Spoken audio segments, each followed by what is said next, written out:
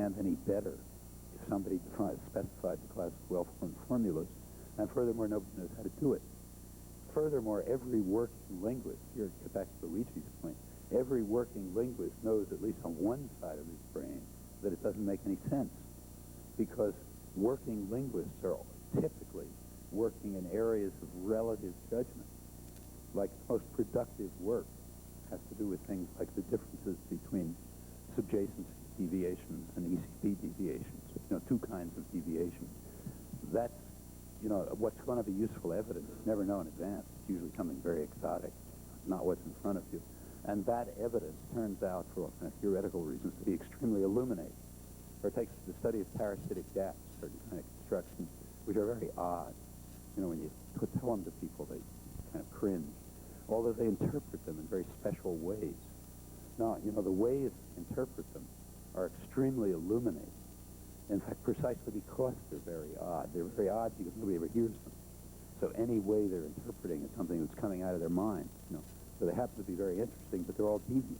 Well, are they well-formed or aren't they well-formed? Well, it's a stupid question. They have exactly the status they have.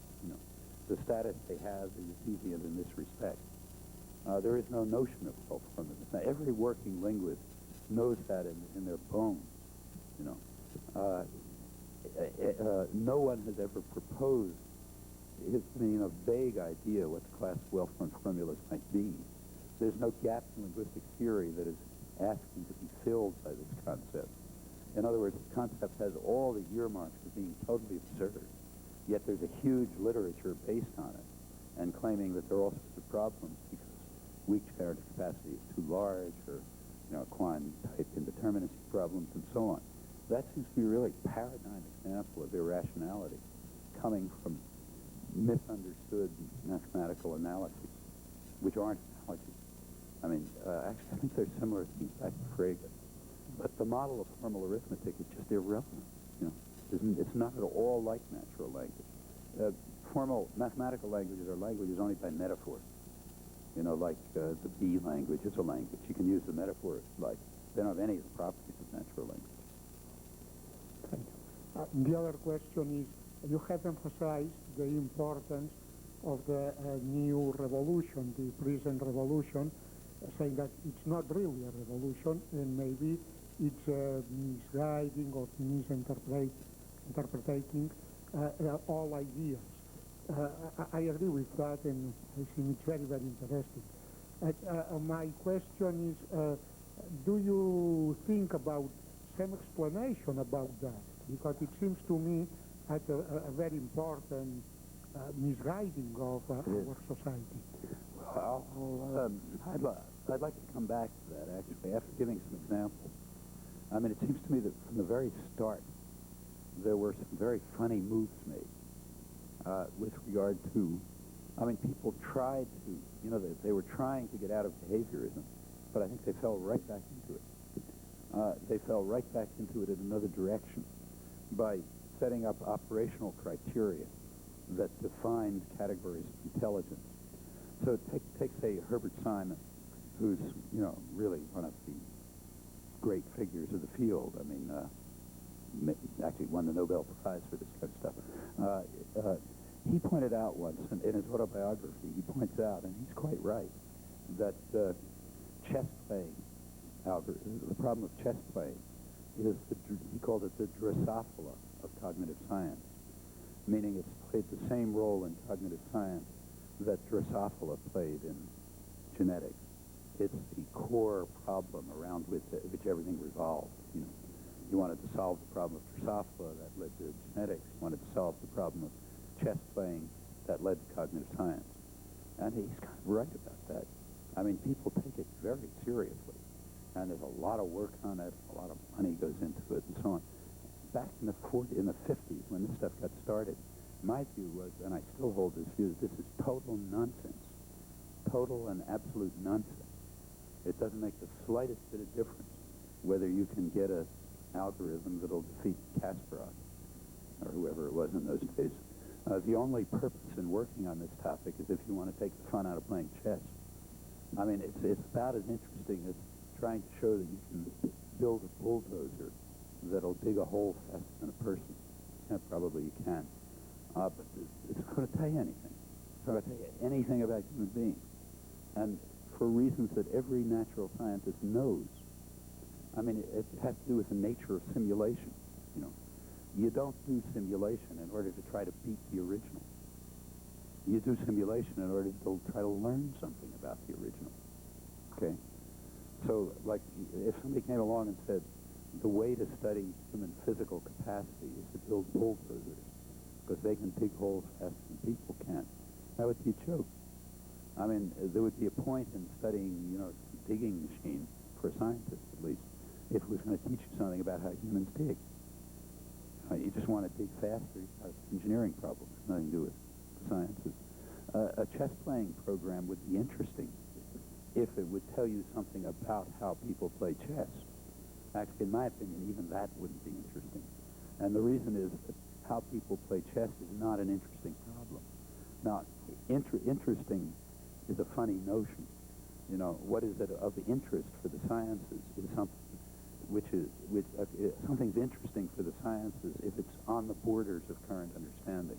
If it's way out away from the borders of current understanding, it's not interesting. It doesn't matter what's going on. Now, chess playing is not on the borders of current understanding. I mean, you know, it's some very, in fact, the reason chess is a game is because people are no good at it. If everybody was good at it, it wouldn't be a game. The things that we're good at are things like talking. You can't have, you know, a thing like they just had in Yugoslavia where people speak sentences to each other and understand each other. The trouble is every 3-year-old can do that, you know. So you make up this, in fact, games and sports altogether are designed to be things that people are no good at all, you know. So therefore abilities separate, scatter, and only freaks can do it, like pole vaulting. I mean, they don't have a walking, you know, you don't have a walking. You see if people can walk from here to there in the Olympics, but you do see if they can pole vault, because it's some totally insane activity that nobody is any good at, and therefore abilities scatter, and only certain people can do it, and in fact only pretty freaky people can do it. So you can have sports and competitions and so on. Well, chess is like that. It's a game because we're absolutely no good at it. It's probably around the outer edges of the problem space. Now, it's not a mystery, or we'd be in real trouble, but it's not central to the problem space, and therefore it's a game. So therefore, yeah, and it doesn't make sense. Like, if you were studying human physiology, and somebody said, look, I want to study pole vaulting. You know, I mean, what people actually study is how I can reach over here and pick up that glass. That's unsolved, you know. Like, how can I build a robot arm that'll duplicate what I do with, you know, tied to a visual system that'll do what I do when I pick up that glass. That's an interesting problem, because it's around the borders of understanding. But if someone were to come along and say, I want to study pole vaulting, people would laugh. You know? It's not worth studying. We don't even know how you can reach and pick up a glass. So who cares about pole vaulting? And the same is true of chess.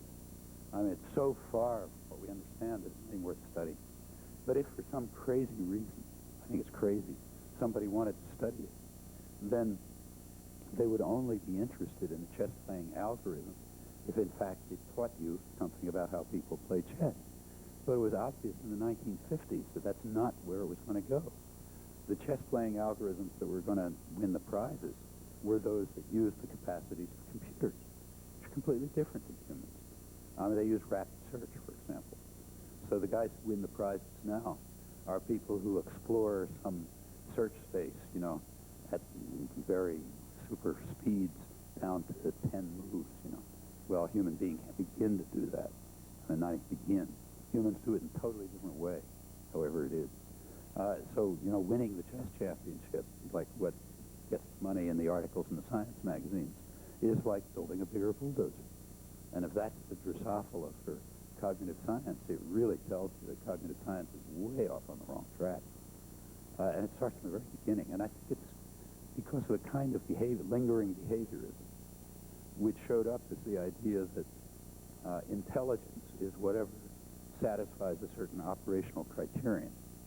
And if the operational criterion is playing a decent game against a grandmaster, we study that. But the natural sciences have nothing like that. In the natural sciences, there are no operational criteria. Like nobody sets up an operational criterion for something being a liquid, you know, like it feels wet or something like that. I mean, you can set up any operational criterion you like. There are a dime a dozen. They don't mean anything. You're interested in looking at, you know, trying to discover those phenomena that lead you to understanding. Now, it's interesting that when you go back to the 17th and 18th century, people, the simulation that was done then was scientific. So when Vaucanson constructed a duck that was digesting, he wasn't trying to fool people into thinking it was a duck. He was trying to learn something about digestion. In fact, he purposely made it transparent for that reason. That's quite different than modern cognitive science and the modern concept of simulation, which is basically an effort to fool people, see if a machine can fool people. So in certain way, it's going back. I think it's going back way before that. I mean, it's going back to some primitive period that the Cartesian revolution escaped. Because already in the 17th and 18th century, the concept of simulation was understood the way it's understood in the modern sciences. The guys who were constructing these automata were not trying to fool people into thinking it was a person or a duck or something. They were trying to say, what can I learn about a duck from this automaton? That's the way people construct the model of, you know, the heavens or something. It's not the way people do cognitive science. I think this is a regression to the pre-scientific era. And as for reasons, I think it's a link. I don't think, I said that there was a move away from behaviorism, but I don't really believe it. There was an effort to move away from behaviorism, but it fell right back into it in an even worse sense than behaviorism, namely the attempt to satisfy operational criteria. That's the role that the Turing test plays in contemporary cognitive science. I'll come back to this in more detail, but that's what I think.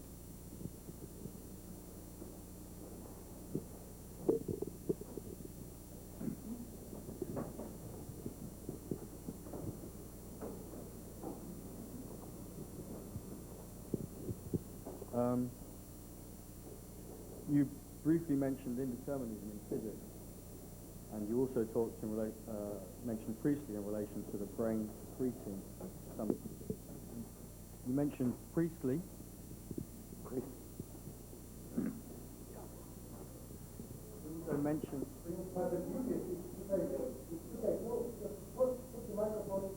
You also. Now you hear me. Okay. You also mentioned Priestley in relation to the brain somehow secreting emotion. So I wanted to ask whether you envisage perhaps some kind of theory accommodating indeterminism for free will, or sense of free will as being secreted in a secreted illusion, or perhaps being analogous to the moon illusion, or free will being beyond our comprehension in relation to what you're saying. I don't know. I have no theory about it. My only theory about it is it's probably a mystery. I mean, phenomenally, it looks like a mystery. The phenomenon of confronting free will looks to me like the way a rat would probably feel if it was facing a right, left maze. Something's going on out there, but it can't figure out what it is, you know. The phenomena look so obvious, it's hard to deny them. I don't think it's got anything to do with indeterminacy. I mean, well, like take, say, Roger Penrose, you know, sort of leading quantum physicist. He argues that quantum physics is wrong, you know, hasn't really, is a tentative, temporary theory, hasn't quite reached the truth. And when it reaches the truth, it'll explain the mind. Well, I don't know. You know, I'm not enough of a scientist to judge what he's saying, but I don't see any reason to believe that. It doesn't seem to be getting us anywhere near the question. Quantum indeterminacy seems to have totally different properties. It's no more relevant than classical determinacy. As for Priestley, he was just making a common sense, I think he was making a common sense observation.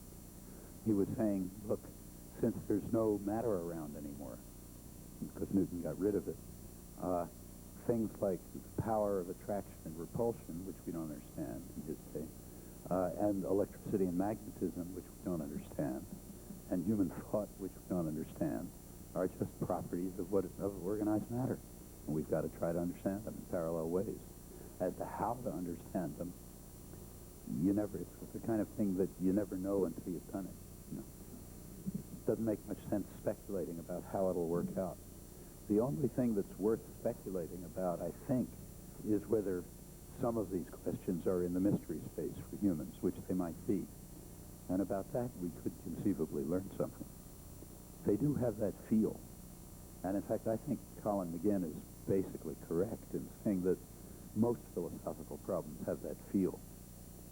Problem of consciousness, for example, is one, you can't deny. I mean, there are people who deny that people are conscious, or who claim that thermostats are conscious. That just seems ridiculous. It just seems an obvious truth. But nobody has the foggiest idea about how organized matter could have this property. There are lots of bad books about the subject which claim to have solved it. But if you look at them, they haven't done anything. They just restated the problem.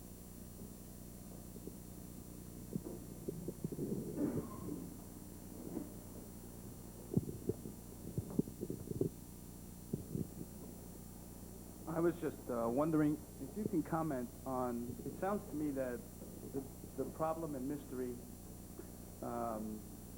whether we can learn something that might be in the realm of mystery, it seems to be kind of a new taxonomy of knowledge that we're looking for. And if you think that if you can comment on this, if you think there is some discourse that's privileged and some discourse that's marginalized in this kind of looking at cognition as it never has been looked at before. When you're using those terms in a kind of a Foucault-like sense. Yes, yeah. I was thinking of the order of things. Yeah. I can't really comment on that stuff because I don't understand a word of it, to tell you the truth.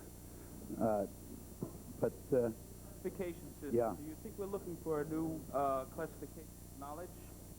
And do you think that there is, in this classification of knowledge, if some discourse has more difficulty being elicited and shown? Well, let me start with a personal confession of inadequacy. When I read anything that starts with post-structuralism, postmodernism, post-anything else, my eyes glaze over. I don't understand it, when I say I don't understand it, I mean, not that I don't get some kind of a feeling from it, I sort of get a kind of a feel of what Foucault's talking about, and often not even that, but I have no cognitive understanding of it. Furthermore, so therefore I'm just evading the question for that reason. And just to continue with personal inadequacy, it's lack of understanding of a very special kind. I mean, there's lots of things I don't understand. Like, I take the last issue of Physical Review, let's say, and I open it. I'm not going to understand one word of any article there. However, that's different. It's different in two respects. One respect is I know I can go over to my friend in the physics department and say, look, can you tell me what this is about at my level of, foolishness and lack of knowledge? And they can do it. A good physicist can tell you, it's sort of about this, and skip this step, and here's the problem, and you can get to understand it. So like, say, take Roger Penrose. When he writes about quantum physics, he's skipping all kind of steps. He's not telling you what a tensor is and, all sorts of things. You can kind of understand it, Now, in the case of post-X, nobody can explain it to me. I mean, when somebody explains it to me, I'm just as confused as before. The other thing is that in the case of other hard things, like, say, contemporary set theory or quantum theory or something, I know there's a path that I can follow to get to understand it. And in some cases where I'm particularly interested, like, say, foundations of mathematics, I've done it. I'm not really good at it, but I can sort of follow it. And in this case, I wouldn't even know how to start. I look at pages, and it's just, I could look at it forever, and I'd never make any progress. And nobody can help me. So it's a different kind of lack of understanding. And therefore, I'm just sort of off in outer space as far as the stuff is concerned. I don't, and hence that's why I'm evading the question. I mean, not only do I not comprehend it, I don't know how to go about comprehending it. Well, Some people seem to, but maybe there's a genetic difference or something. if I can ask in a different way. Maybe it's like perhaps. tone, could be, kind of like being tone deaf. You know, if you're tone deaf, certain things you just can't hear. I can't hear this stuff. No, if I can just ask in a different way, do you feel that cognitive, the study of cognition, as you've been describing it, is another paradigm shift in the way we look at knowledge? Well, I mentioned before that Tom Kuhn is an old friend of mine, and one thing we've disagreed about over the years is about paradigm shifts. I mean, in my opinion, there's about two of them in all of human intellectual history.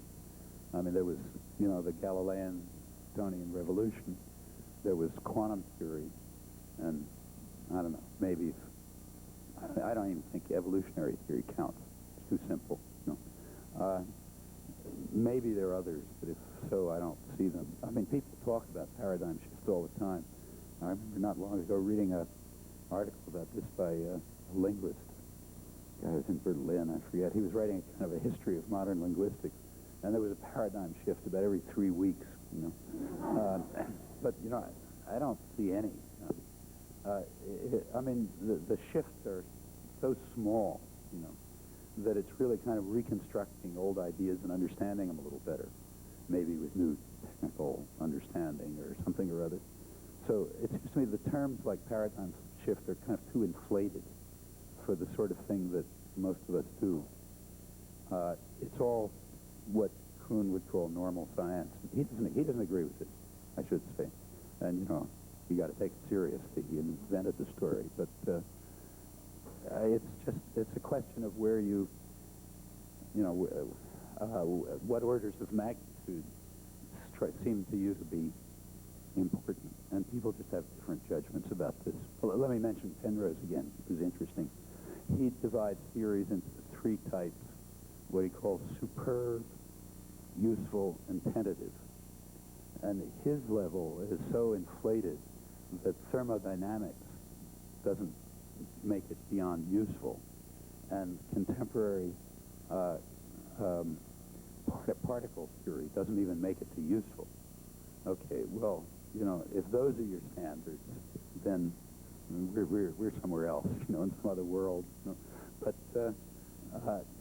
all the talk about, I mean, the fact of the matter is, there have been only, I think, a few real changes in the way people have looked at things. And those really are paradigm shifts.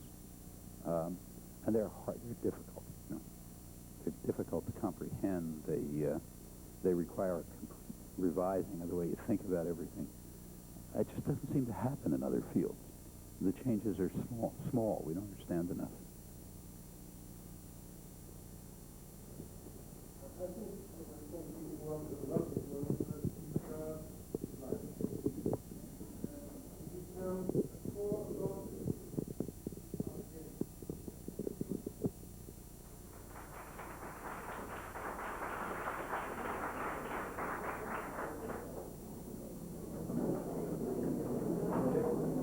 If there's any improvement this time.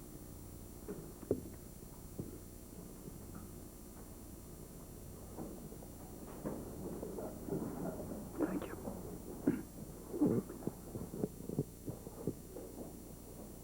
Well, I suggested this morning that in a post-Newtonian world, we are left with no notion of matter or body or physical, hence no notion of physicalism, no notion of physicalist reductionism, no notion of eliminative materialism in the sense of many cognitive scientists. And of course, no notion of metaphysical dualism. These notions simply seem to have no definition, no specific, they don't have any meaning, since the notion physical has disappeared. And again, the notion physical disappeared because Newton demonstrated that physical has ghostly qualities, if you like, all the way down to the simplest phenomena. In my opinion, that either this is true or it's not true. If it's not true, I'd like to see a reason why. If it is true, I think it is, it's taken much less seriously than it should be. Because if it is true, it's extremely hard to translate an enormous amount of the discussion in philosophy of mind in a way which makes it into something that makes any sense. It just doesn't seem to mean anything because there doesn't seem to be any topic. There would be a topic only if the notion physical were in some manner characterized, and that no one's tried to do. And they haven't tried to do it mainly because it can't be done. The physical is just whatever we come to understand more or less. That's the physical. There is no other, there isn't, or else what is actually there, if you want to take a realist position. It's whatever's there. And there's no question of reducing anything to that. Everything's just part of that. Well, with metaphysical dualism now unstatable, and recall that metaphysical dualism could be, and I think in the Cartesian version was, a naturalistic position, something that comes out of the inquiry in the scientific style. With metaphysical dualism now unstatable, is there any alternative to naturalism? Is there any kind of dualism that one can put forth? And in fact, there is only one kind. It's a kind of a methodological or epistemological dualism that says we're not allowed to study human beings in the way in which we study everything else, or at least we're not allowed to study, keeping to the same metaphor, human beings above the neck, the mental, in the manner in which we study anything else. Now, as distinct from metaphysical dualism, that appears to be a totally irrational position. It doesn't have any saving graces. Unless somebody gives a reason for it, it seems that it should just be dismissed. Nevertheless, as I mentioned, I think it's a very pervasive position, and I'll try to illustrate in the next day or so how pervasive it is. In my own opinion, it's not only pervasive, it's all-inclusive. That is just about everything in the field, referring now to the considered parts of the field, not the actual research, but the thinking about them. Falls under irrational methodological or epistemological dualism in this sense. Well, I'll give some examples in a moment, but first let me just, for concreteness more or less, spell out what I think a naturalistic program would lead to. I could use any area, but there's only one area of the mental where there's real progress, namely language. And let me sketch out what it would lead to, I think, in the case of language. I'm not going to try to give any evidence or any reasons, come back to that later, but just to give an indication of what I think one finds. Well, it seems to you that what, in the case of language, what one finds is that what's involved in human language is the human brain, not the foot. You cut off a person's foot, they have no trouble speaking, but if you cut out the brain, they have trouble speaking. So to start with, it seems to be localized to the brain. Furthermore, it seems to be in certain parts of the brain. Now, it doesn't necessarily mean an area that you cut out, but although even that's partially true, but certain subsystems of the brain seem to be specifically dedicated to language. So let's just give them a name and call them the language faculty. So that's whatever subsystem of the brain is dedicated to the storing and the use of language. When we look more closely at the language faculty, we find two kinds of systems. There's one which we can call cognitive system, and there's another actual class which we can call performance systems. I'll come back to spelling out more later. The cognitive system, the world doesn't have to be like this. If it's true, it's an empirical statement about human language, about the architecture of the brain. The cognitive system is a computational representational system which stores information. It stores, in fact, the infinite information we all have about the properties of the expressions of our language, about their sound properties, their meaning properties, their structural properties, and so on. That is to say that the cognitive system is it's obviously a finite object, brain. So it's some kind of finite object that stores an infinite amount of information. And that notion was a big problem throughout much of modern history when people were thinking about this topic. It was recognized long ago that we have unbounded knowledge, but that we have finite minds, as they would have been called. And that was an insoluble problem until the 20th century, when it finally became very clearly understood what that means. What that means is there's a certain kind of property of the brain, namely the property of being what's called a generative procedure, or recursive procedure, which characterizes an infinite amount of information in a finite way. Now, that happens to be a particularly well-understood property by now. So saying that the brain has this property is not a particularly, it could be false, but it's not. There's nothing mysterious about it.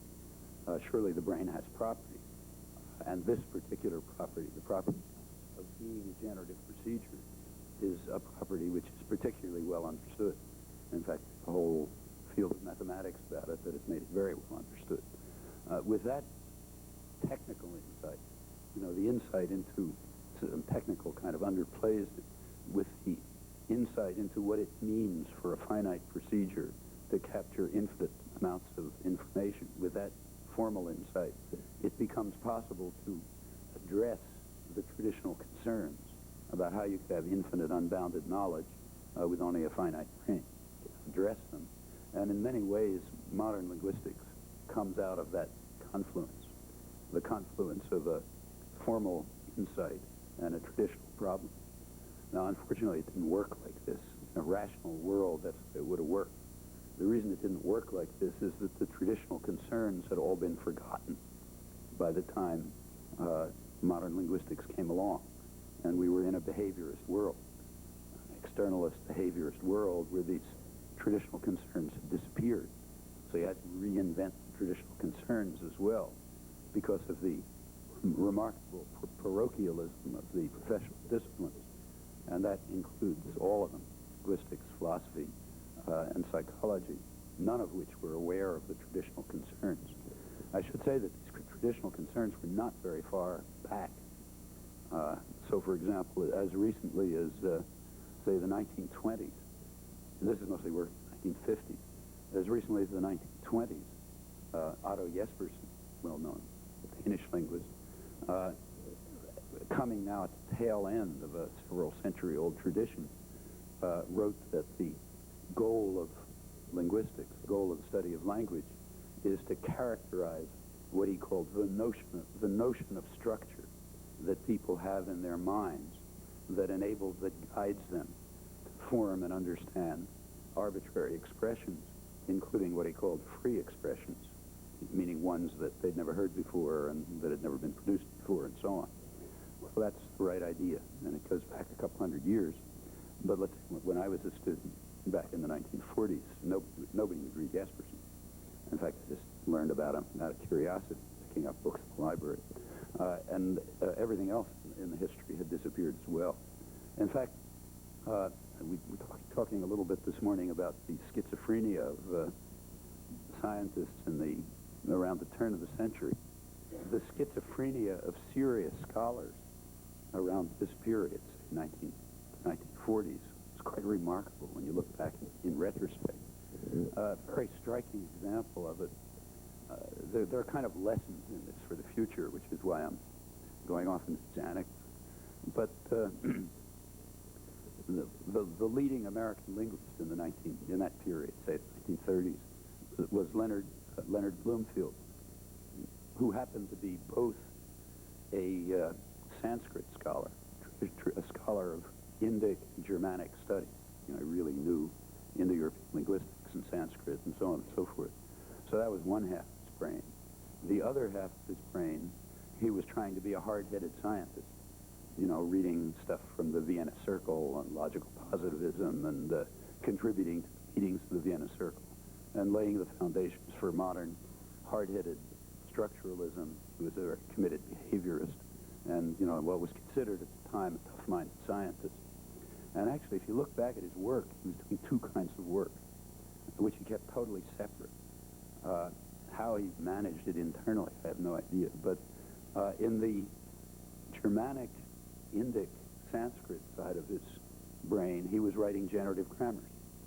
He wrote a grammar of, he was working for American Indian languages, but he wrote a detailed grammar of an American and Algonquin language, Menominee, in the 1930s, which is a generative grammar in more or less the modern sense, with rules and rule ordering and so on. It didn't go into syntax because no one knew how to bridge that gap to infinite information with finite rules. But it did deal with phonology, morphology, I mean, the parts of language that people knew how to finitely characterize. And it dealt with them by ordered rules and rules of considerable depth and all sorts of things that are by now familiar. On the other half of his brain, where he was being a hard-headed scientist, the reason he did it is because he knew traditional Indian linguistics from 2,500 years earlier, where that's exactly the way it was done. So if you read Panini, let's say, 5 centuries BC, it's a generative grammar in the modern sense. That's what he knew. So that's what he did when he was doing serious linguistics. On the other hand, as a theoretician and a hard-headed scientist, he was writing derisive critiques of people who talk about ordered rules and all these crazy mentalists, when everybody knows that all there is behavior and the structure of discourse and, all this kind of hard-headed type stuff. I got to, and these are in the same years. In fact, it's interesting that his Menominee Morphonemics he published in a place which was quite remote in those days, in the Czech linguistics journal, the Travaux for Czechoslovakia, something which nobody in the United States would ever read. Actually, I was a student about 10 years later, and my professors were students and associates of Bloomfield's. One of them, in particular, had the same mixture of interests. He was an Indo-Germanic scholar who knew Sanskrit and also a modern linguist. And at that time, I also did a generative grammar as an undergraduate thesis. But nobody ever pointed out to me that Bloomfield had done it 10 years ago. Now, they had to have known it. I never asked anybody. It never occurred to me to ask them. And I only found out about this years later when all this stuff was rediscovered. But the point is, it was so deeply hidden that even people who had to be aware of it never suggested to an undergraduate that he should look at it, because it was considered so outrageous. Why did Bloomfield do it? Because in the sensible half of his brain, he knew how else could you do it. It's the only sensible way to do anything. But what was sensible was totally repressed. It took a while.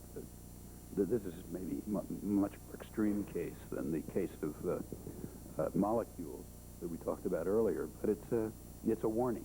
I mean, it's a warning about excessive parochialism and taking seriously things that ought to be questioned, which in an area like this means almost anything. Coming back to this picture, we have a cognitive system, which is some kind of generative procedure, recursive procedure, that stores an infinite amount of information, in particular information about sound-meaning relations. And as to its nature, we have a huge amount of data from a lot of different languages, fairly reliable data, and some theories which are not inconsiderable, some theories which have gone somewhere towards explaining a fair amount of that evidence. So, though there's a lot not known about the cognitive system of the language faculty, there's been substantial progress in understanding it, and one sort of knows how to proceed.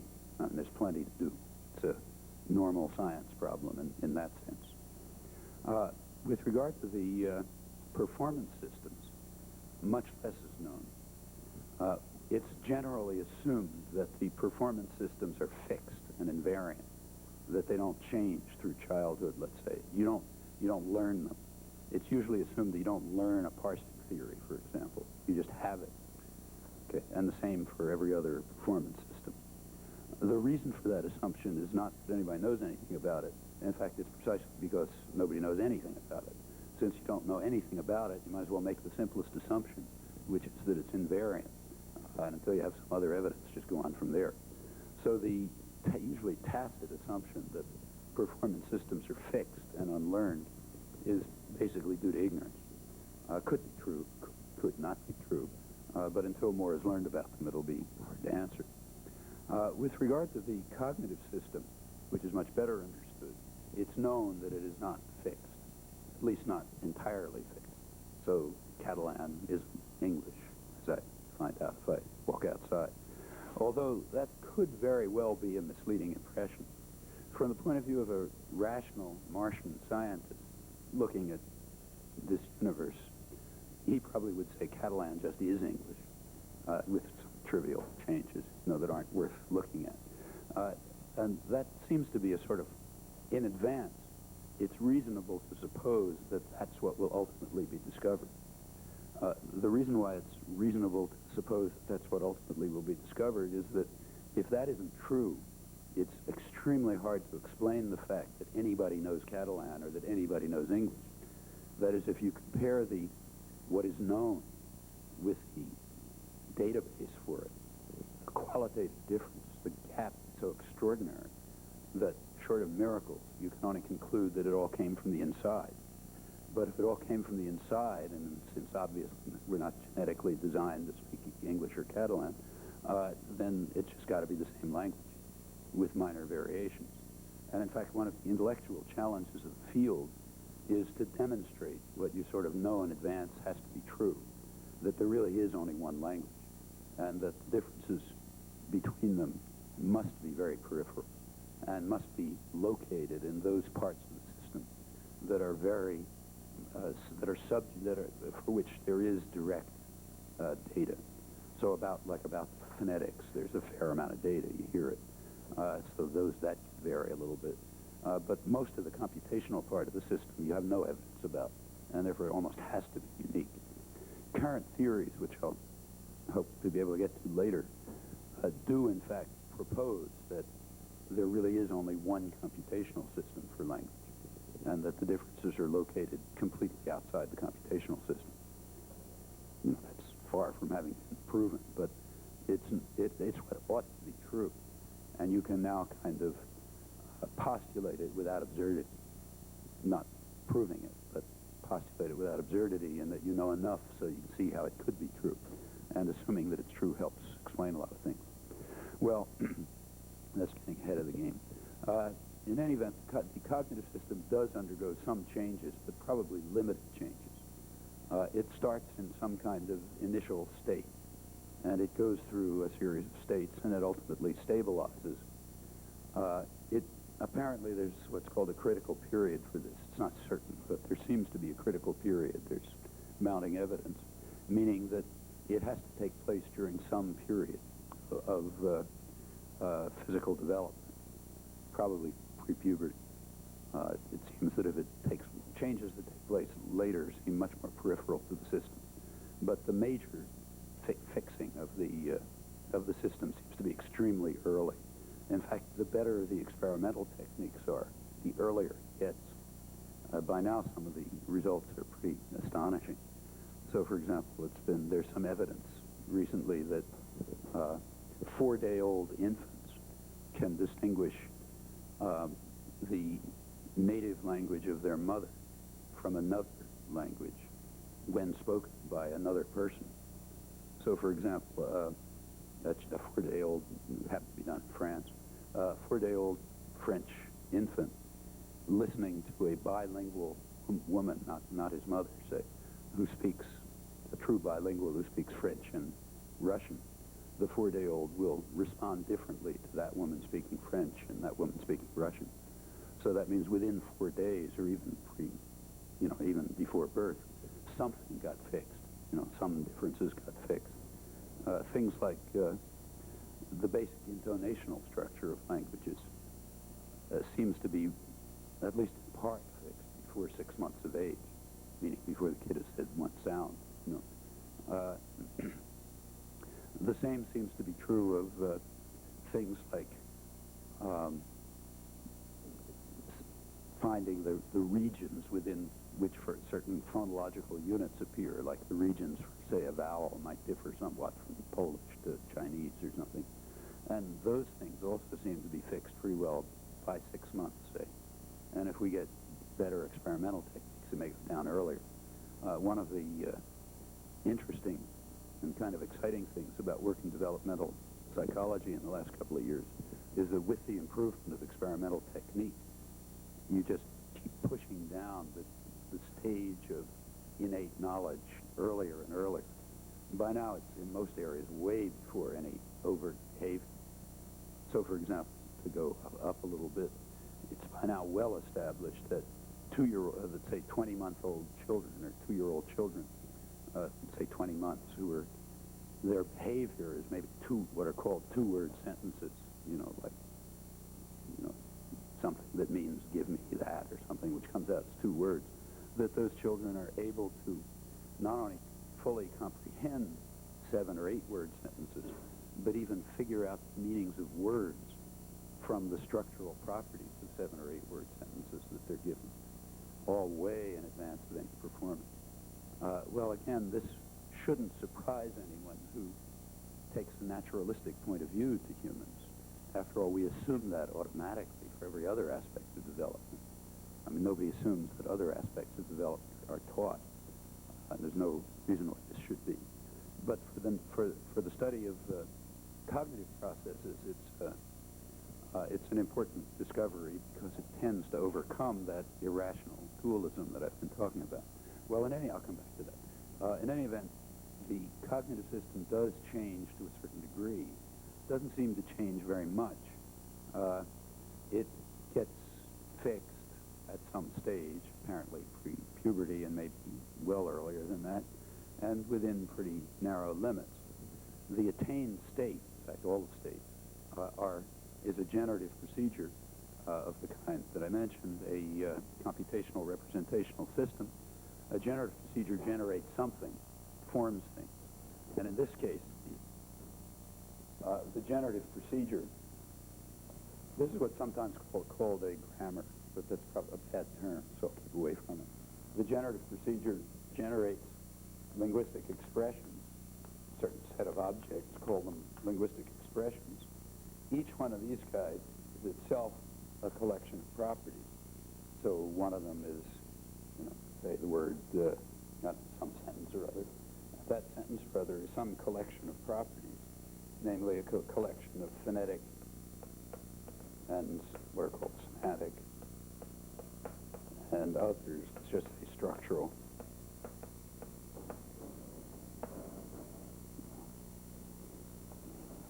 Got too many braces here.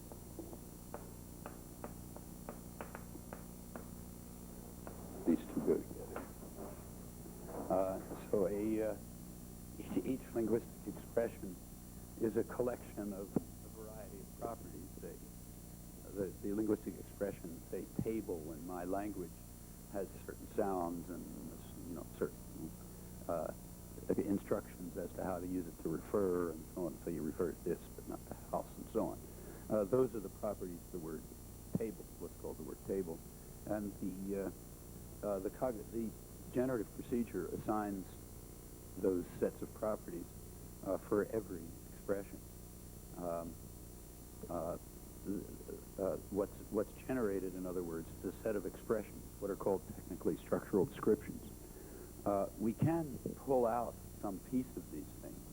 So, for example, if you look only, say, at this part, if we look only at this part of the linguistic expression, we have something which we could give a name to. We could call it a signal, let's say.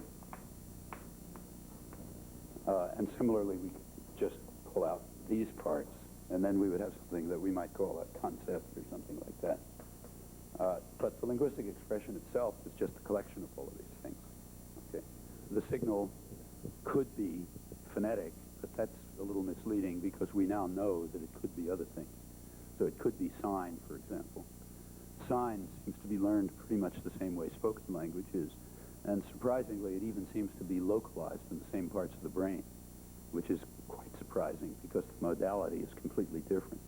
It's coming in through a visual rather than an auditory modality. But it seems to be ending up being processed in the same part of the brain, actually on the left side, the side that's not used for visual processing, which is a particularly remarkable fact in the case of sign language. And there's a lot of interesting discoveries about that, which tell you a lot about the structure of the language, the structure of the language faculty of the brain, and how its parts are parceled out for different kinds of activities. In any event, the cognitive part seems to be sort of modality independent. It doesn't seem to matter whether the input to it, the signal that's coming in, is coming through the eye or through the ear, as long as it's of the right type. And that means that the notion's phonetic part of the linguistic expression has to be understood somewhat more abstractly as whatever part gives instructions to the articulate, the production and perceptive system. Okay, the normal case is articulatory, but it's now known that's not the only case. How many others there are, never knows. You don't do experiments on these things, you look at what's around. That Marshman I was talking about might do experiments and could learn a lot, but for ethical reasons we do. The linguistic expression then is a collection of those things. It has manifestations, signals or manifestations. In a much more general sense, you could say speech acts, like the act of referring to something or asking about something or whatever. Speech acts are also manifestations of linguistic expressions, where if you think of a linguistic expression as a set of instructions to performance systems, if you look just at the instructions, say, for the articulatory system, you'll end up with the signal will be. If you look at a broader set of instructions to other performance systems, you will get an act, an act that a person performs, like the act of referring to this object, the word table, which is something I could do. That act is another manifestation of the linguistic expression, where the instructions have been used by other performance systems. That's the basic picture. Now, here we have to begin being a bit careful. It's common in just ordinary discourse or sort of unreflective talk about language to say things like, this word has changed its meaning in the last 100 years, or it's changed its sound in the last 100 years. It used to be pronounced this way, now it's pronounced that way, and it used to mean this, and now it means that. Strictly speaking, that's meaning. The word is just the collection of its properties, and if the properties change, it's a different word. I mean, it's as if you sort of picked some mountain, say Mount Tanagu, if that's around here somewhere, and you said, is it the same mountain after an avalanche? Well, that's a matter of decision, not fact. Same mountain, if you want to call it the same mountain. Is it the same mountain after one grain of dust has moved? Well, again, that's a matter of decision. There's no answer to that question. It's a question of if you want it within a certain range of human interest, yes. Within another range of interest, no. Similarly, if I say that, but there's no absolute answer to the question, that means that there's no real meaning. There's no absolute meaning to the notion. The word changed sound or the word changed meaning. There isn't much confusion about this in connection with words changing sound, but the question of words changing meaning is a big topic. An awful lot of modern philosophy is concerned with how words get their meanings fixed. That's no more significant than the question of how words get their sound fixed, which is not considered a big problem, because we're less confused about sound than we are about meaning for some reason. But it's basically the same question. The only question is how the collection of features gets combined, and that's neutralism between sound and meaning. And to say that the words changed meaning, or this way of fixing their meaning or something, is really not to ask a very serious question. Similarly, when you ask whether a word means the same thing for me as it does for you, or whether it sounds the same for me as it sounds to you, that doesn't, strictly speaking, mean anything, because it's not the same word for you and for me. It's like asking, do you look like me? Do we look alike? Well, there's no absolute answer to that. Relative to a certain set of interests, we might say that Luigi and I look alike, as compared with maybe somebody from Africa or something. Relative to another set of interests, we don't look alike. But there's no true answer to that question. You take two people and you say, do they look alike? There's no true answer. It's an answer that's relative to all kinds of human interests and concerns. And the same is the case when you ask whether two people have the same word or the same expression or speak the same language or whatever. It's all a question of whether it's like asking, do they look alike? There's nothing very profound about this, but it's worth keeping in mind because I think it's constantly forgotten. Again, I'll come back to cases where it's forgotten. I think a lot of for those of you who know the philosophical literature, a lot of the contemporary theory of reference, which is called externalist theory of reference, idea being that the reference of words is determined by things in the world and communities, crucially. That's the ruling theory of reference. I think an awful lot of that is based on this confusion and disappears as soon as this confusion is eliminated. I'll come back to that, but that's the reason I'm bringing it up now. Before bringing it up, let me just, before going to the applications, let me just repeat what should be obvious, that a word or a phrase or a sentence or a text or whatever, it's a collection of properties. It's a collection of properties, some of which are instructions to the articulatory system, some of them are constructions to the referring system, some are instructions to some other thing. That collection of properties is the linguistic expression. There's no substantive meaning to the question whether one person has the same linguistic expression as another. It's like the question, do they have the same shape? Yes or no, depending on what you happen to be interested in.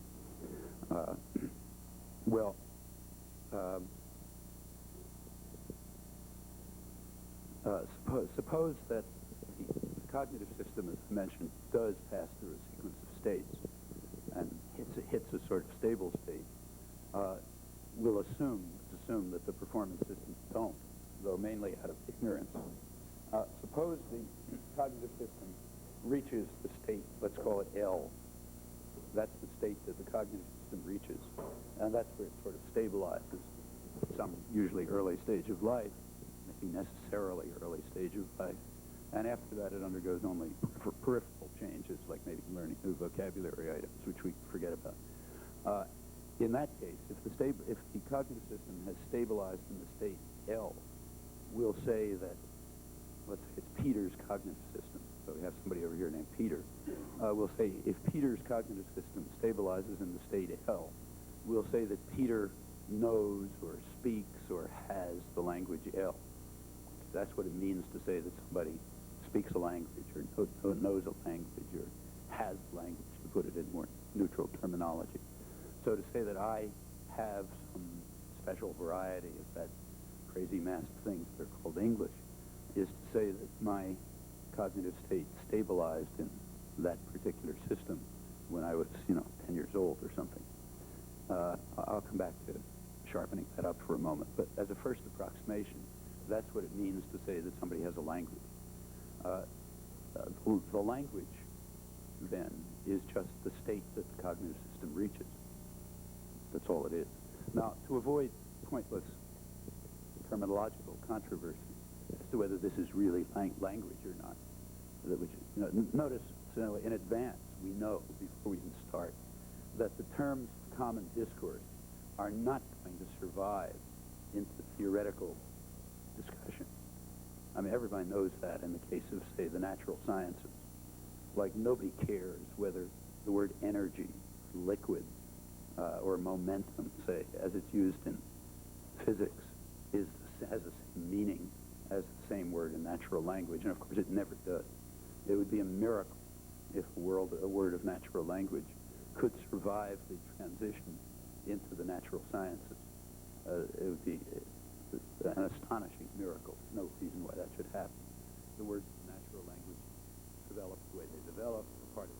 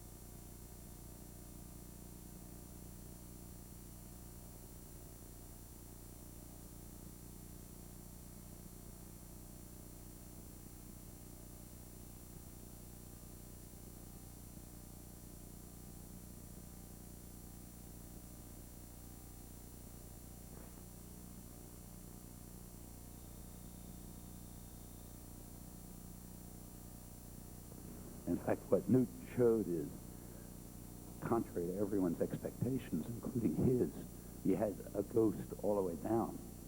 That is, even ordinary matter and the most elementary dynamics had ghostly properties. It wasn't just the mind.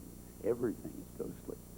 So Newton showed that contact mechanics amazingly just didn't work. It was true that you could influence things at a distance.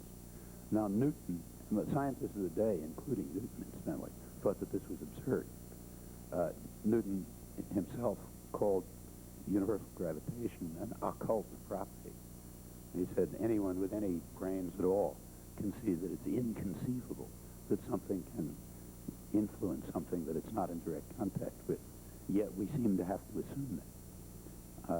Now, from his point of view, I mean, some major scientists of the day, people like, say, Huygens and others, just threw it out for this reason because it was idiotic. Newton was himself torn by it, you know. He realized it's just got to be right because it was such a spectacular breakthrough. On the other hand, it made absolutely no sense because it was inconsistent with mechanical philosophy. And what in fact happened is he didn't get rid of the ghost in the machine, but he just showed that all properties of matter are ghostly. It's all a ghost. It's all unintelligible, all the way down to terrestrial motion and planetary motion, which is a big problem and remains a big problem. And it led to a totally new way of looking at science.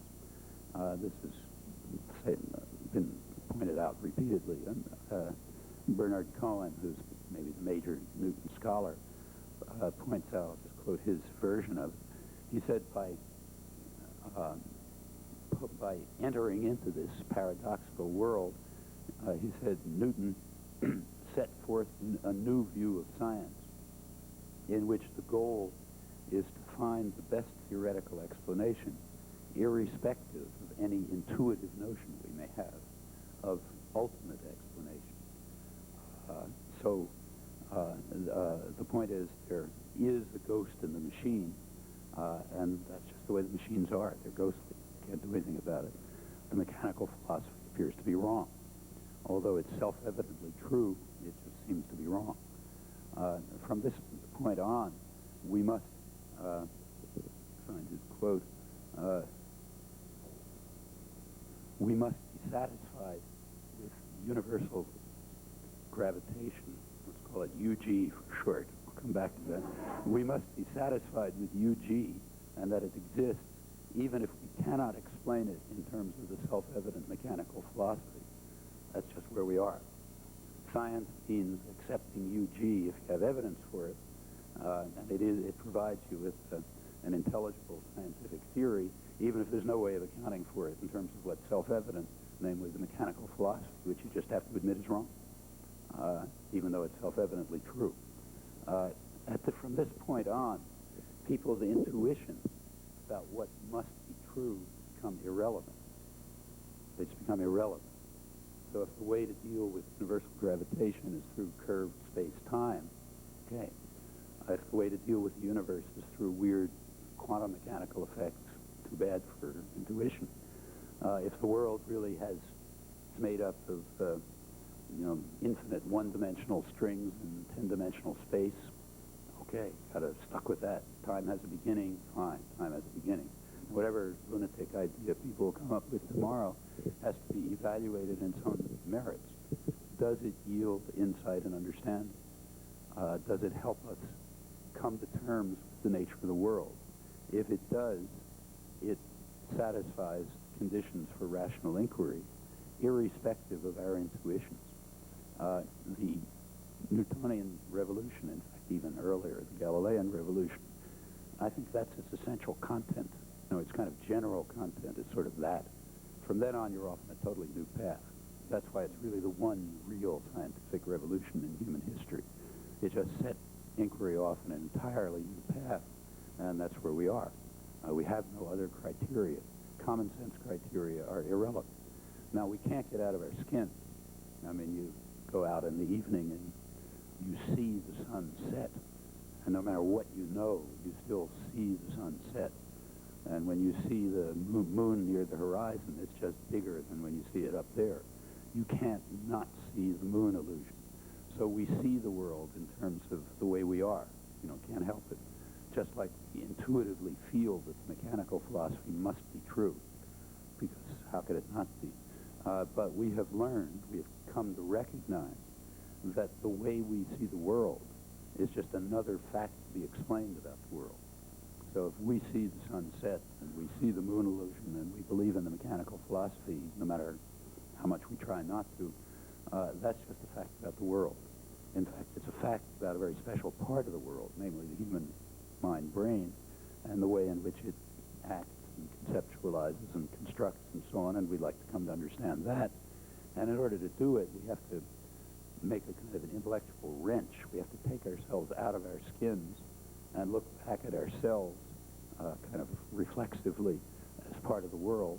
And that's hard, but, that's what it means to take to study human beings naturalistically. So that's the move one has to make, to study human beings naturalistically.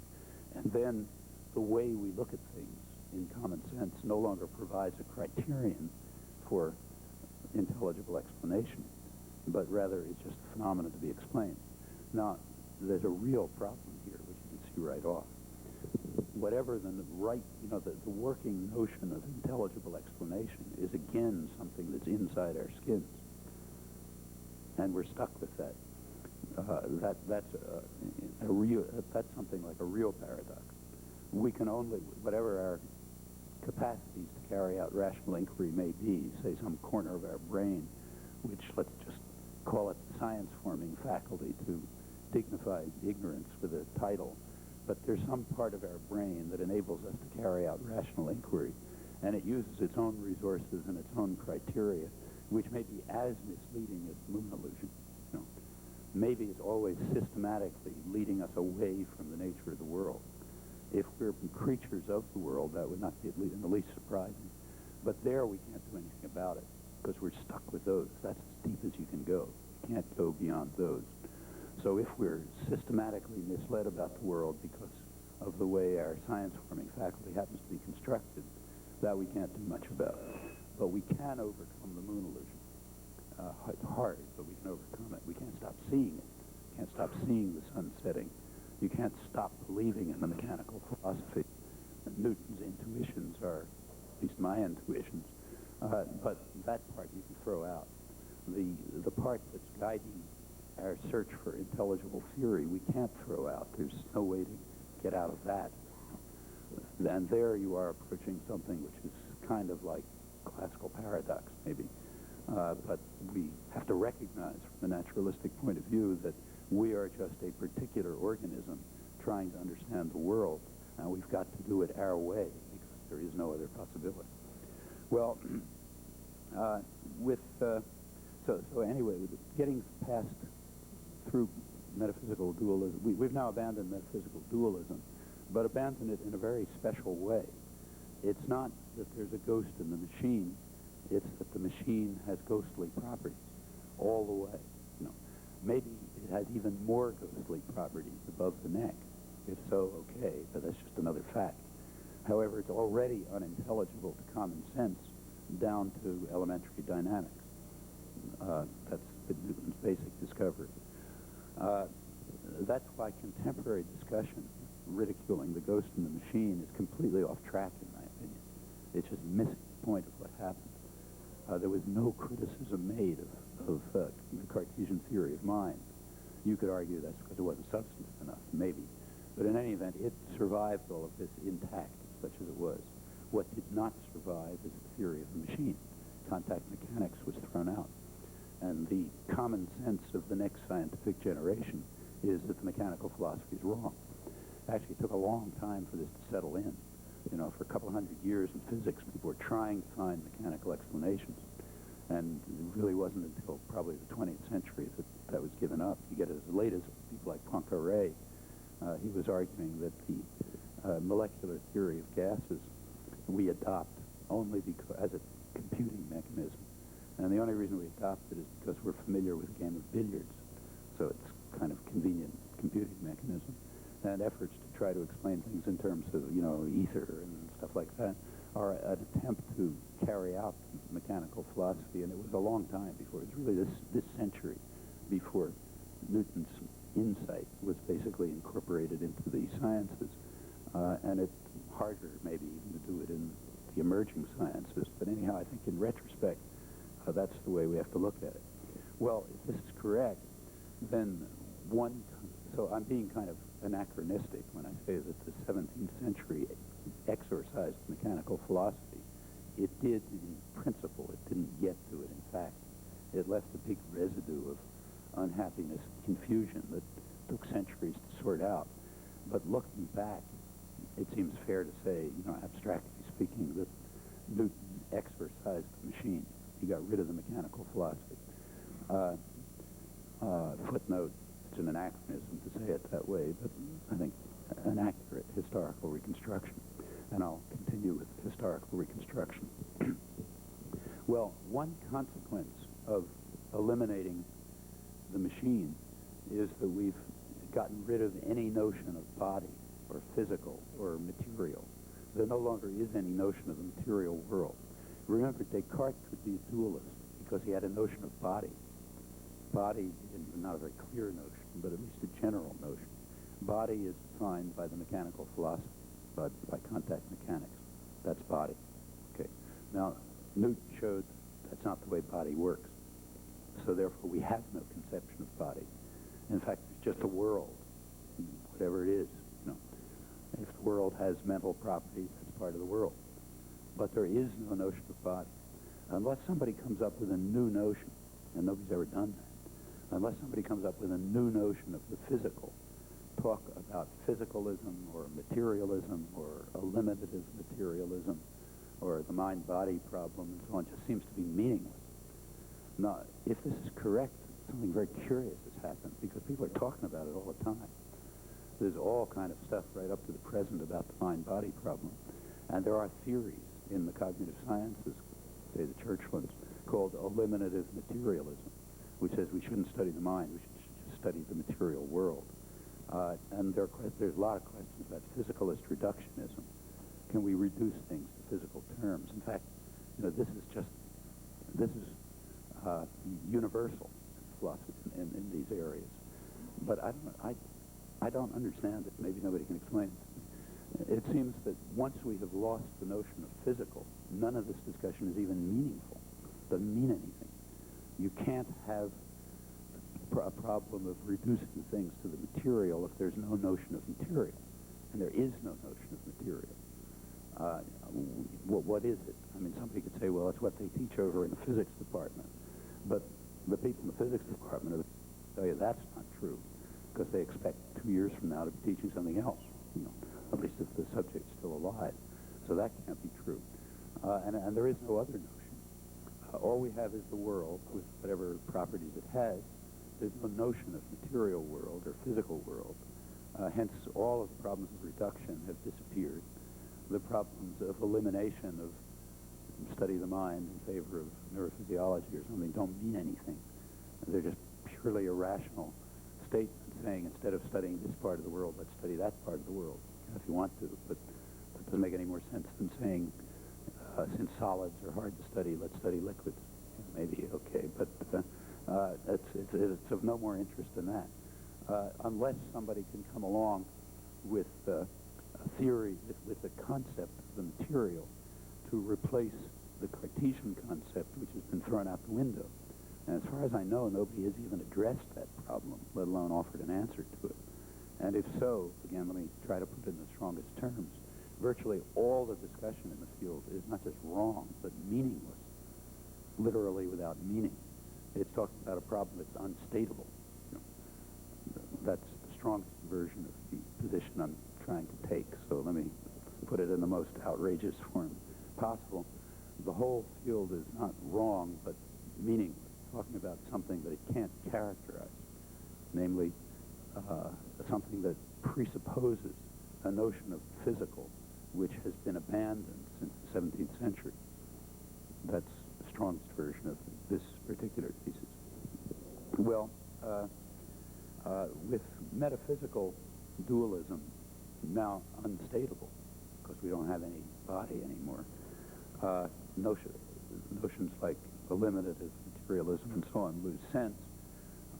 And the kind of natural conclusion to draw from Newton's demolition of the theory of matter, and that's what it was, is to, the natural conclusion is to say that human thought and action, say creative aspects of language use, are just properties of organized matter, because that's all there is. There's nothing else, so they're just properties of organized matter. And in fact, that conclusion was drawn sporadically, but not too long after. It was drawn first by Lametrie, then it was about a century later, half a century later, and it was considered totally outrageous. In fact, his work hasn't been revived until this century. Lametrie was driven out, he's a doctor, and he said, his argument was, look, thought must be just a property of organized matter, because there isn't anything else. He was driven out of France, driven out of Holland. He finally survived thanks to the protection of Frederick the Great for some reason. About a generation later, in more tolerant England, the same idea was developed by the eminent chemist Joseph Priestley, a major 18th century scientist, who argued that, I can find his quotes, he argued, and I'm quoting him now, that thought in humans is a property of the brain. It's a necessary result of a certain organization. It's like electricity, magnetism, and the powers of attraction and repulsion. That's what he compared it to. Nobody really understood those things. But whatever electricity, magnetism, and the powers of attraction and repulsion are, these ghostly properties that matter has, thought is just another one of them. It's another one of those ghostly properties, and we have to investigate it in these terms. Another 18th century version is that the brain secretes thought the way the liver secretes bile. It's kind of the image. Actually, if you look at people like John Searle today, he seems to be saying something more or less similar to that, if I understand him correctly. Well, that looks like the right move, mainly because there's no other choice. There doesn't seem to be any other move you could make. I mean, since all there is a world which has ghostly properties all the way down to elementary dynamics, there's nothing to say except that properties of attraction, repulsion, and electricity, and magnetism, and later on quantum effects, and thought, and whatever else is around, anything that's going on, is just some property of the world, some property of the way matter is organized, or where matter now has no meaning. It's just whatever there is. Some property of how whatever there is organized has these features. And a naturalistic approach to humans ought to proceed that way. Well, that leads us to the next question. How can organized matter have these properties? Well, on that question, progress has been essentially zero. We don't know we have nothing to say about how organized matter can have such properties as the creative aspect of language use. In that respect, we're exactly as much in the dark as the Cartesians were. It's not that matter and mind are different kinds of things. That can't be, because there doesn't seem to be any such kind of thing as matter. So therefore, matter and mind can't be different kinds of things, there being no matter. So they're not different kinds of things, but if we think of those terms as descriptive conveniences, describing certain aspects of the world, namely humans above the neck versus everything else, then it seems that matter and mind pose different kinds of problems to human intelligence. That appears to be the case. Maybe they'll be shown to be wrong. Like there was a time when electricity and magnetism, and for that matter universal gravitation, also posed total mysteries. Maybe we just haven't learned enough. But for now, it seems reasonable to suppose that matter and mind, though not different kind of things, do pose different kind of problems to human intelligence. Well, if that turns out to be true, it would not be in the least surprising to a naturalist. Remember, a naturalist perspective assumes that humans are just part of the world, not angels. They're just another thing in the world. If they're a thing in the world, they're going to have certain cognitive capacities, like rats. I mean, a rat can do certain things and a cat do other things. I mean, it's very lucky for a rat that it can't do lots of things. Because if it wasn't incapable of doing lots and lots of things, it wouldn't be capable of doing anything. There's a logical relation between scope and limits. If you have capacity, if you don't lack capacity to do many things, you can't have the capacity to do anything. Very simple reason. The capacity to do something requires articulated structure. And if you have articulated structure, it's going to rule out all sorts of other things. I mean, the point is obvious in the case of physical growth. An embryo has particular genetic instructions, very rich genetic instructions, which are going to allow it to become a chicken. But that very structure is going to prevent it from becoming a monkey. Okay? So lucky for a chicken that it lacks the capacity to become a monkey, because if it didn't lack that capacity, it couldn't become a chicken. And the same thing, assuming a naturalistic, assuming that the world doesn't change somehow when you move to cognitive function, the same thing's going to be true about cognitive function. So rats happen to be very good at solving what are called radial mazes.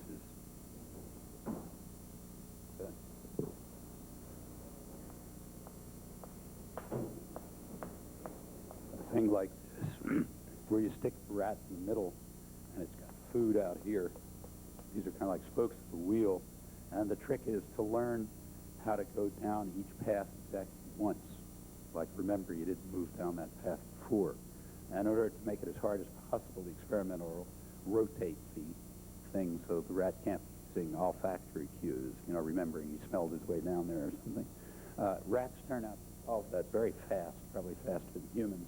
So they're really good at radial mazes, but they're horrible at other mazes. So, for example, I don't know, if you take, say, a right, left maze, turn right, turn left, rats can't. I think they can't do it at all, but if they can, it's certainly extremely hard. Humans can do it quite easily.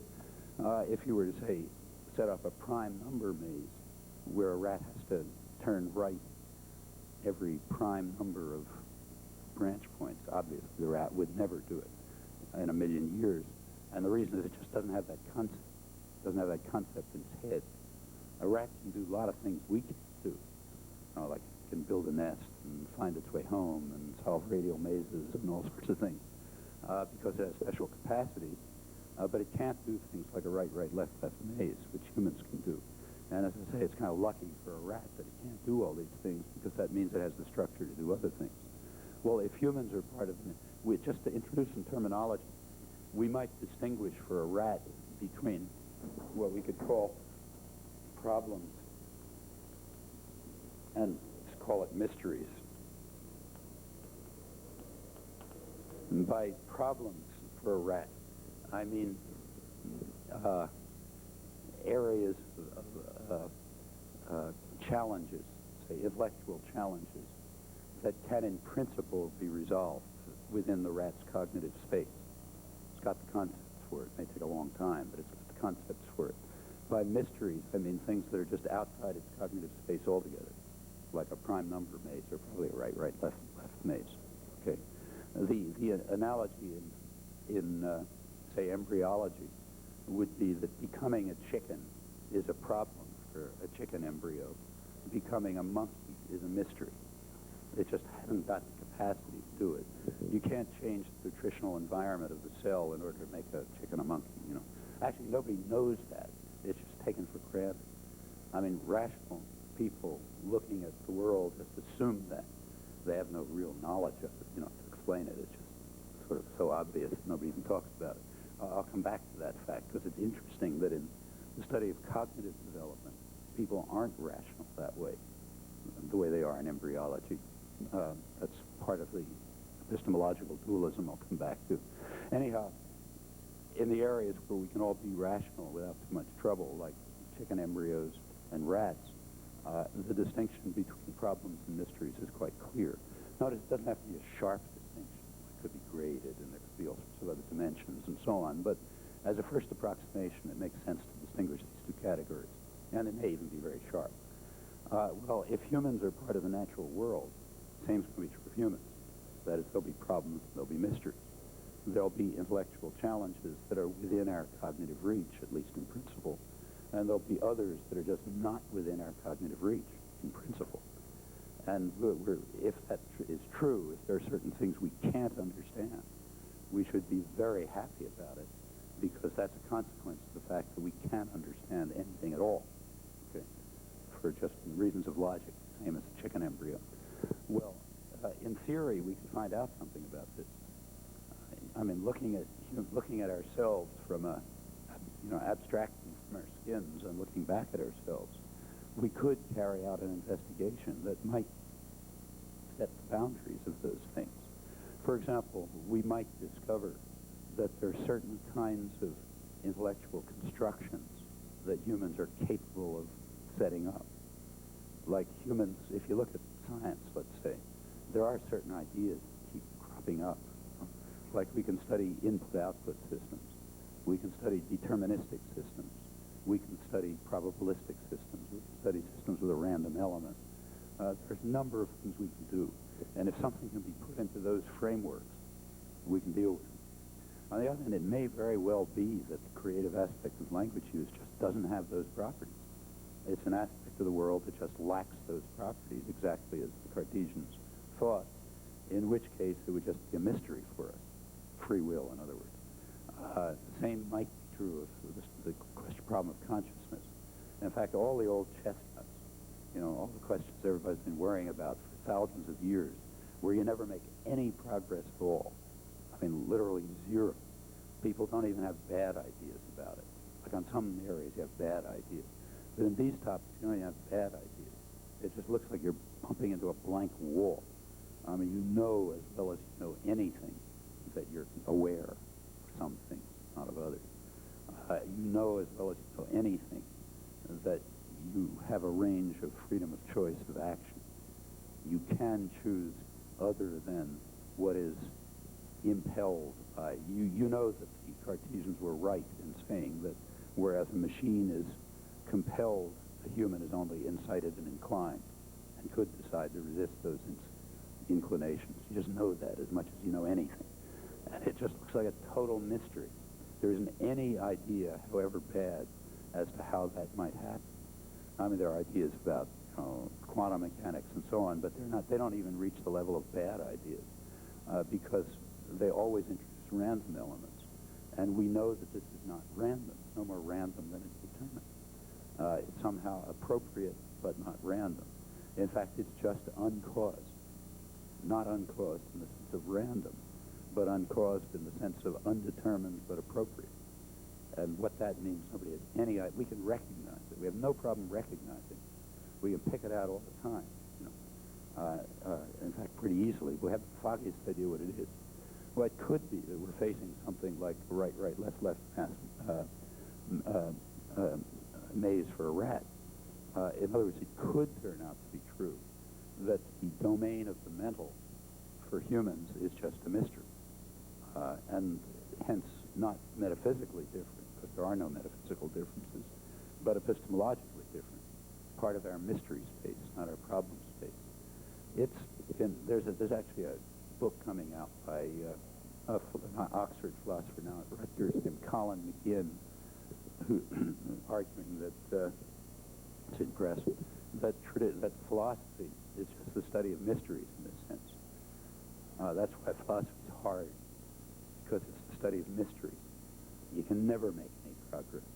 Actually, there's a traditional view of philosophy which would make it almost tautological. One traditional view of philosophy is that it was what's called the mother of the sciences, meaning things are philosophy as long as you don't understand them. As soon as you begin to understand them, they become science. Then philosophers don't worry about them anymore. So in the contemporary period, say, people like John Austin, Oxford philosopher, strongly advocated that. And the person who developed the theory of speech act, and he argued that he was, Oxford philosopher, but he said what he was working in was pre-science, the theory of speech act. And whenever it came to be understood enough, it would go off and become part of the sciences, and then they wouldn't talk about it in Oxford common rooms anymore. They'd really work on it, Well, if that's what philosophy is, if it's the mother of the sciences, then by definition it's the study of mysteries, So its problems really are kind of hard in some Now, notice that what's a mystery for a rat may not be a mystery for us, and conversely. So the notion of problem and mystery is organism dependent. It's just a fact about particular organisms. Okay, so it's really problem and mystery sub. Oh, we're owed some organism. There's no absolute sense in which something's a mystery. Presumably, like it could be a Martian for whom what's a mystery to us is trivial. Maybe he's watching us all the time and wondering why we always make the same dumb mistake when we study mental phenomena, just as we can watch a rat and wonder why it always makes the same dumb mistake when it's running a right, left maze. And we think the mysteries of the Martian might be trivial to us. There's no commensurability necessary in this space. But nevertheless, it's something like that. Something like that has to be true from a naturalistic point of view. That is, again, if humans aren't angels, if they're part of the natural world, then this is going to be true. Now, we don't know what the boundary is, but we know it's there. And in fact, coming back to the question of the natural sciences, it would seem that the natural sciences are sort of an accidental convergence, purely chance convergence between some properties of the world and properties of our cognitive space. So somehow, by some pure accident, it turned out that if this is the properties of the world and this is a set of things that are just problems for humans, there's some area of convergence in there. There's no reason why that has to be like that, you know. And this, there's a long discussion in the sciences or philosophy of science trying to argue that it had to be like that. I think this goes back first to Charles Sanders Peirce about a century ago in the early post-Darwinian period. Peirce argued that he asked, well, scientists have always been asking the question, how come science is so successful? It's kind of a miracle, you know. Like Einstein, not foolish scientists. Einstein asked the question, how come, you know, the human mind is capable of understanding the nature of reality?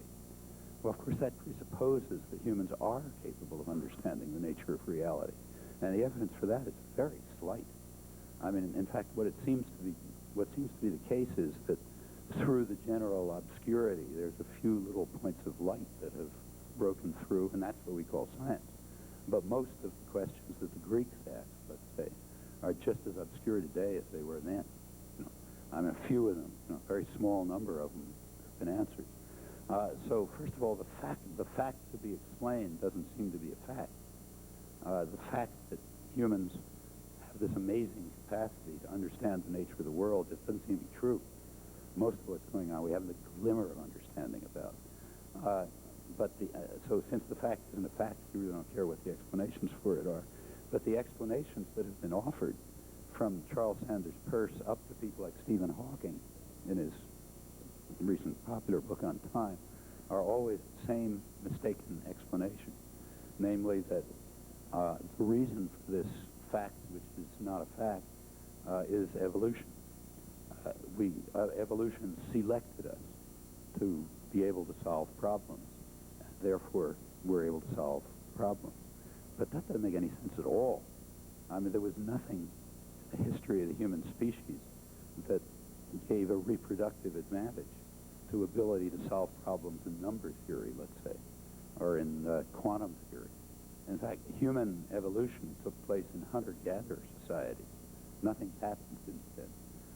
And there's no reproductive advantage, even in modern societies, certainly in hunter-gatherer societies.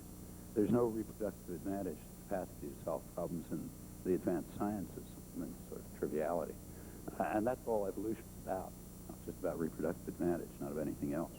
In fact, it's even been, I mean, serious evolutionary biologists have been trying to ridicule these notions for years, have even argued only half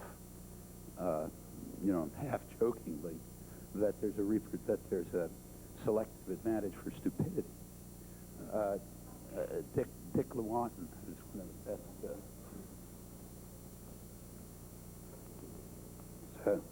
population geneticists at Harvard, one of the main modern evolutionary biologists, trying to debunk all kinds of stories about cognitive development and so on, suggested that if you really look back at hunter-gatherer societies, where all of human evolution took place, and if you consider the people who, for some genetic reason, were more adventurous or more imaginative or whatever, chances are they'll get killed, although they'll be good for the tribe.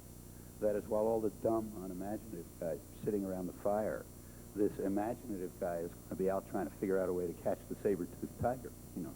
Well, you know, maybe he'll succeed now and then, in which case it's good for everybody sitting around the fire. But over time, it tends to be bad for him because he often fails and the saber-toothed tiger gets him, you know. So there's a reproductive advantage to being passive, stupid, unimaginative, and so on. And therefore, he argues, well, there ought to be a tendency in that direction. As I say, this is only half serious. Not entirely unserious, incidentally. But merely an effort to debunk the idea that you can learn anything about the evolution of cognition.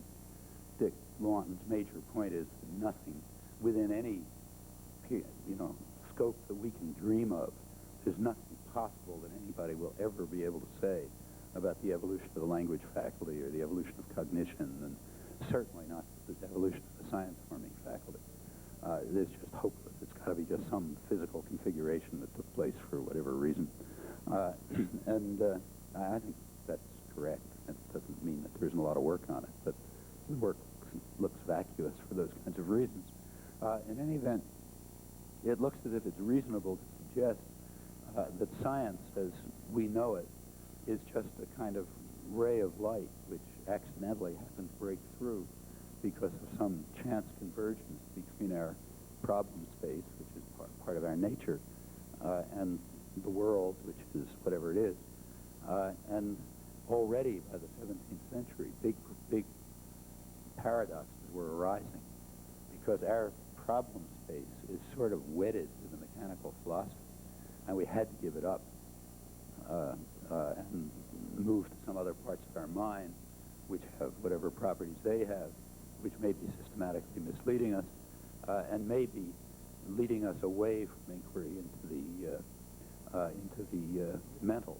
Now, in the post-Newtonian era, suppose this is true, suppose that certain aspects of the mental, like, say, creative aspect of language use, the litmus test for the mental for the Cartesians, so not something trivial.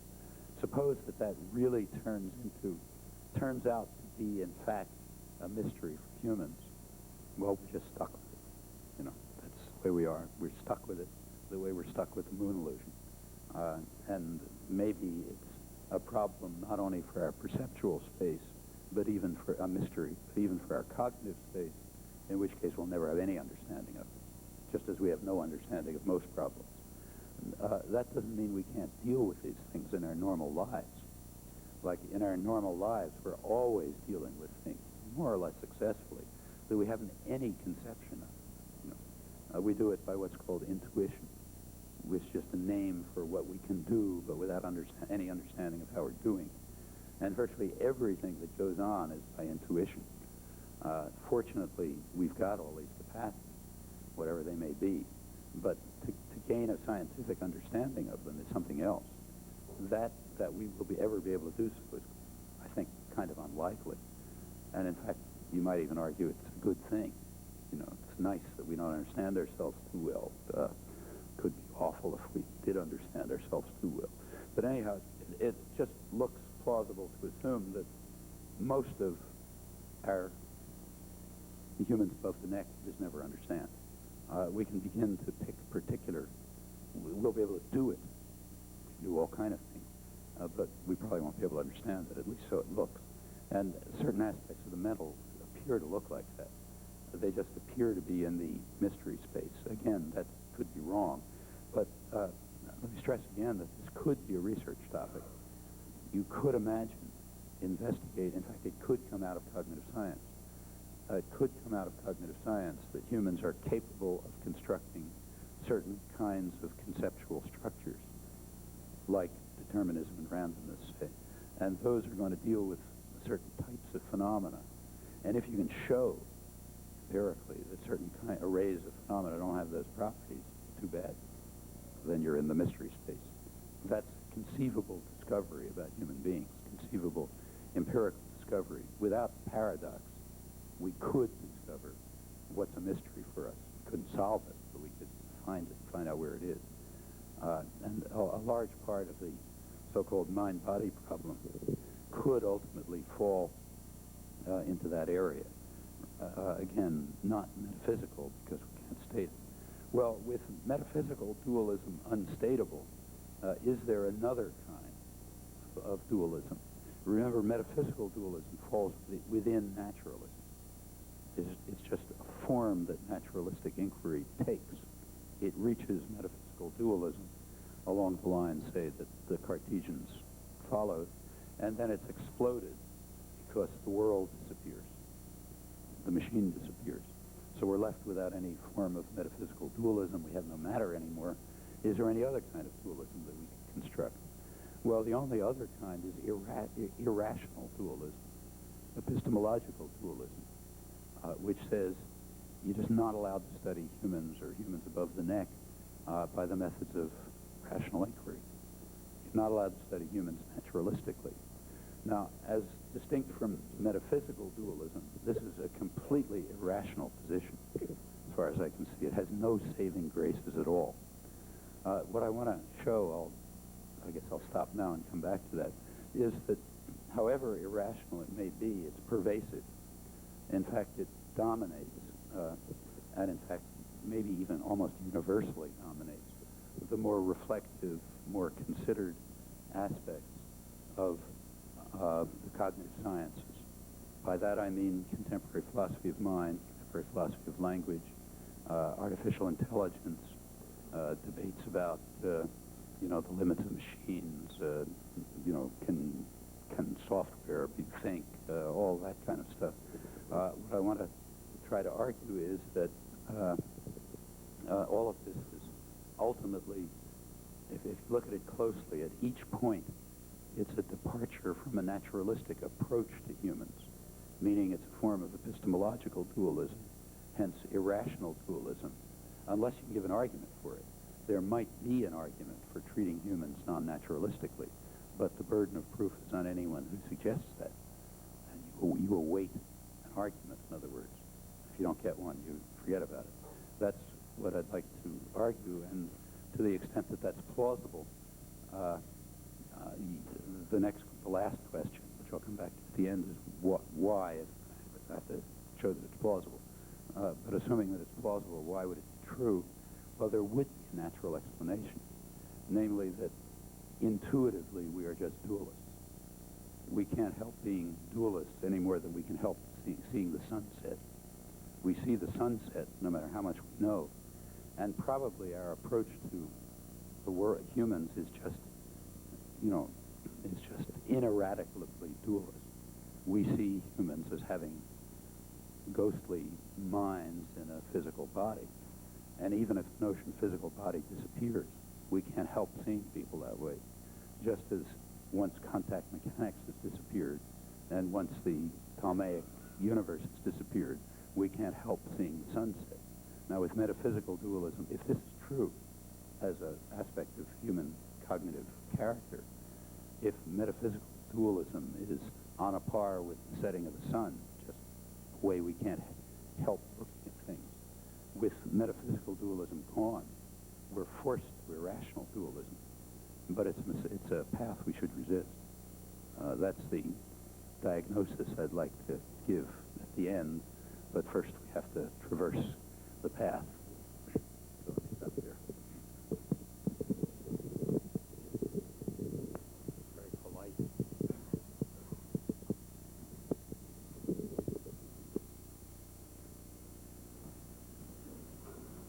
Any questions? Yeah, any questions? The microphone here.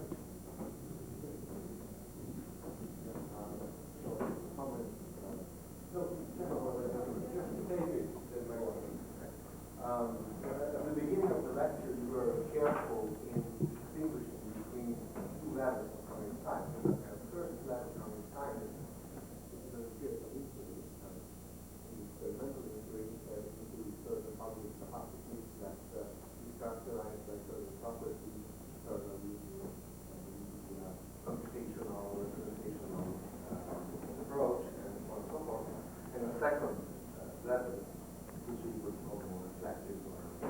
more than common science. And I think so.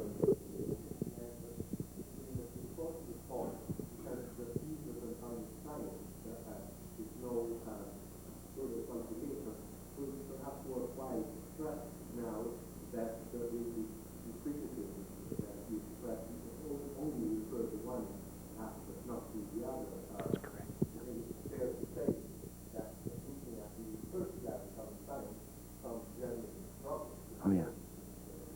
Yeah. No, I completely agree with that, and I think it's worth stressing. So in the actual inquiries, say into vision or sensory perception or language and the stuff we work on, there have been real breakthroughs. I mean, I think really revolutionary breakthroughs. They're considered in, it's this second level cognitive science, the kind you could call philosophy of mind. In fact, they're pretty much the same field. That's the one I'm talking about. And strikingly, actual working cognitive scientists tend to be sort of schizophrenic about this issue. I mean, some of them don't think about the general topics at all.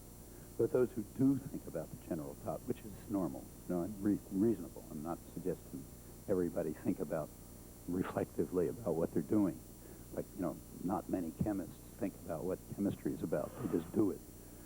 But in those among the cognitive scientists who think about the topic, they generally, in my opinion, move to the irrational side when they're thinking about it. So somebody may do work in which they, use computational representational models of, say, vision, and then they may argue that this doesn't make any sense. Incidentally, that's not something unknown in the history of the more advanced sciences. Maybe some of you can, I'm sure some of you know way more about this than I do, so add things that I'll know. But, well, as you may know, one of my colleagues at MIT up until recently was Tom Kuhn, down the hall, who's a well-known historian of science. And I have been we've been friends for years, and I've been interested in exploring with him similar things in the natural sciences. And interestingly, it hasn't been studied much. He couldn't refer me to any literature on it. So, like, if you ask the question, how did this transition go from, say, Poincaré regarding the molecular theory of gases as just a computational device to people assuming there really are molecules? There's a whole bunch of things like that. He couldn't refer me to any literature, actually only one study, an unpublished study, or how in Newton's period, which has been heavily studied, how did people get from regarding universal gravitation as an occult property, which no sane person could even dream of, which was Newton's point of view, to recognizing it as just obvious, by the time you get to, Laplace or somebody. How did that transition take place? There doesn't seem to be much work on that. And I think that's right at the heart, exactly where we're in, The one study that Kuhn referred me to is a book, actually a dissertation by a guy named John Heilbrunn, who was actually a student of his, who did a doctoral dissertation on the things like the molecular theory of gases, on the transition around the turn of the century from a period in which molecules and atoms and so on were regarded as just computing devices. Like Poincaré said, we use them because we're familiar with billiards. We just want to get the answers. Up to the point where people really just assume they're there. There really are molecules. And according to this guy, if you go back to, say, 1880, scientists were completely schizophrenic, just like cognitive scientists are today. I mean, when they were doing their work, they treated molecules as being as concrete as Bunsen burners, no distinction. On the other hand, when they were thinking about it, they said it's total nonsense. Doesn't make any sense. There can't be such things. Field, molecule, any of this kind of business. These are just ways of coming up with the right answer, kind of very operationalist. And then he says that you go there's about a 20-year period from about 1890 to 1910 when attitudes just shift totally. And and by, say, 1910, people just talk about them as being like Bunsen burners. I mean, later, comes quantum theory and new problems arise. But in that period, this period, people just thought of them very, substantively. And his argument, his reconstruction is that what happens basically is that, for example, lots of different ways of calculating the number of molecules in a certain volume of gas, lots of different ways of doing that converge, giving you very close to the same number. And there were all kinds of convergence of this kind. And the convergences were just so powerful, along with the elegance of the theories that were coming out, that at some point it just became unreasonable to question it, no matter how much of a wrench it was with common sense. Well, in my opinion, it'd be nice to understand this better in the natural sciences, because it might give some hints, as to where we're being caught in traps and things. If you look at what happened in places where they've already been through this a long time ago. My impression is that in the cognitive sciences today, there's something similar going on. So that in the actual work, the first level cognitive science, people are doing perfectly sensible work and making advances and so on and so forth. When people are thinking about that work, including often the very same people who are doing it, it sort of flies off into outer space. It's based on illusions. And it's that second level of cognitive science, the philosophy of mind part, that I really am talking about now.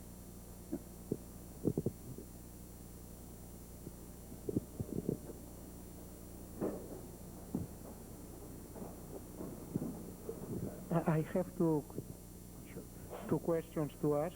The first one is in the consideration of the computational properties of the mind, just in the period of Descartes.